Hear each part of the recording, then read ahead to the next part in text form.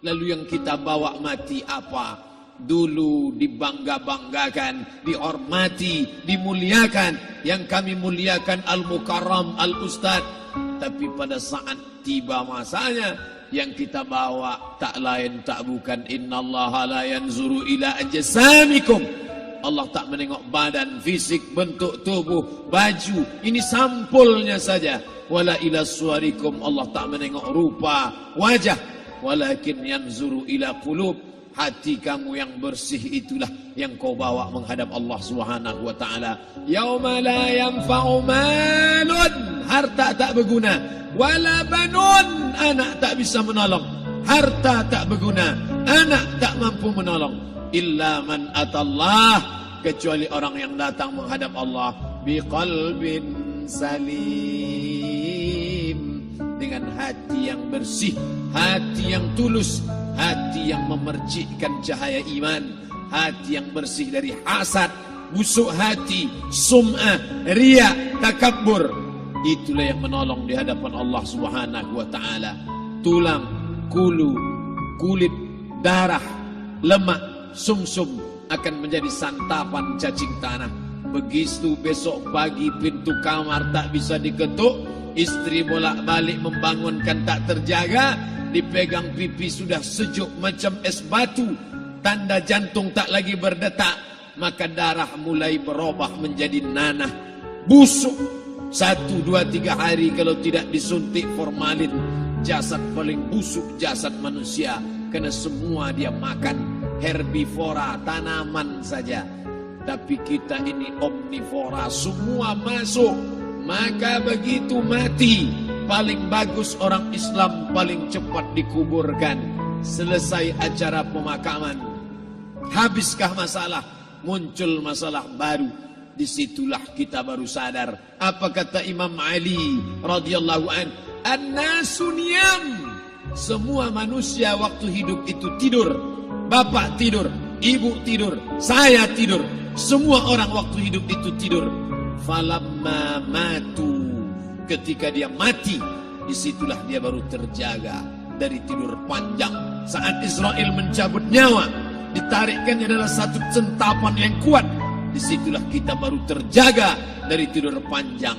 Betapa aku meninggalkan salat, betapa aku tak berzakat, betapa dulu kekuasaan. Aku lulus umur 30, pensiun 58, 28 tahun apapun tak pernah kubuat untuk agama. Sibuk membesarkan anak, sibuk mengurus warisan. Anak pun tak ingat dengan kita, karena kita lupa menanamkan pendidikan agama di dalam otak kepalanya. Andai dulu pernah dia dibawa ke masjid, andai dulu pernah dia dibawa umrah, andai dulu dia dimasukkan SD IT, SMP IT, SMA IT, Islamic Boarding School, dibawa ke masjid, takkan dia lupa mendoakan selesai sholat, Rabbil firli wali walidayya warhamhuma kama rabbayani saghira. Harta yang banyak tak sempat menolong agama Allah. Anak tunggal semata wayang tak sempat dididik agama. Istri meninggalkan dalam keadaan stres susah hatinya karena dia tak diajarkan sabar menerima ridha ketetapan takdir Allah. Dan paling celaka, tak pernah anggota tubuh ini dipakai untuk berzikir, muhasabah, mengingat Allah. Tak pernah mata dipakai menengok Quran, kitab suci Allah. Tak pernah dipakai hati merenung sejenak. Apa yang akan kubawa mati menghadap Allah Subhanahu wa ta'ala. Malam ini saya tak minta diajak ceramah tentang hukum zakat, hukum puasa. Saya tidak diajak tanya jawab apa hukum unjuk rasa besok tanggal 4.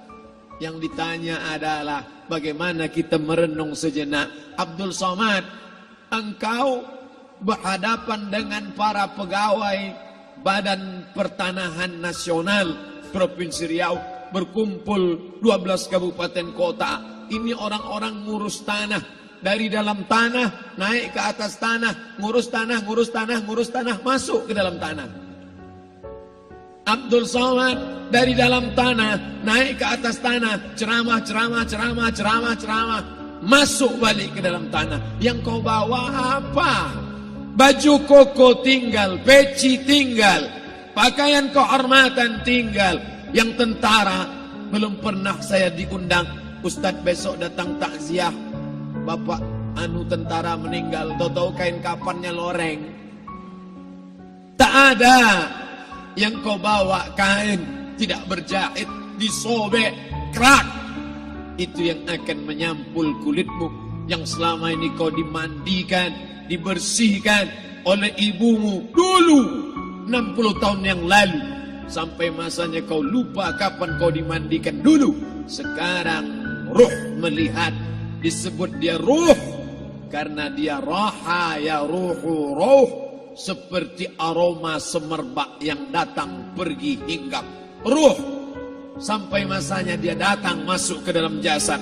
Ruh sampai masanya dia pergi meninggalkan jasad. Malam ini dimuliakan Al-Mukarram Haji Abdul Somad LCMA. Kenapa Abdul Somad ini dimuliakan? Karena ruh hinggap sejenak sebentar, sampai masanya besok pagi dia ruh keluar dari dalam tubuh ini. Anak yang katanya ayahku sayang, istri katanya kaulah abang, sampai masanya mereka tak lagi mau mendekat. Rumah itu saya yang buat, saya yang mengukurnya. Tapi begitu ruh sudah keluar dari badan, tidak satu pun semeter, sesenti, sejengkal, sehasta ada tempat di rumah itu untuk jenazah bernama jenazah Abdul Somad. Dulu orang bertanya, rumah Ustadz Somad di mana? Hari ini orang tidak lagi bertanya, tak lagi menyebut nama. Orang sudah mengatakan kuburnya mana. Dulu kalau dia masuk masjid, didatangi orang, disalami orang, mahasiswa, anak-anak, remaja mencium tangannya sebagai tanda hormat. Tapi begitu diletakkan keranda, kita akan sholat jenazah nanti selepas sholat zuhur. Apa kata orang? Letakkan di tepi sana, letakkan di tepi sana. Tak satu pun mau mendekat, letakkan dia di sana. Bahkan sebagian mengatakan jangan dalam masjid, letakkan dia di luar.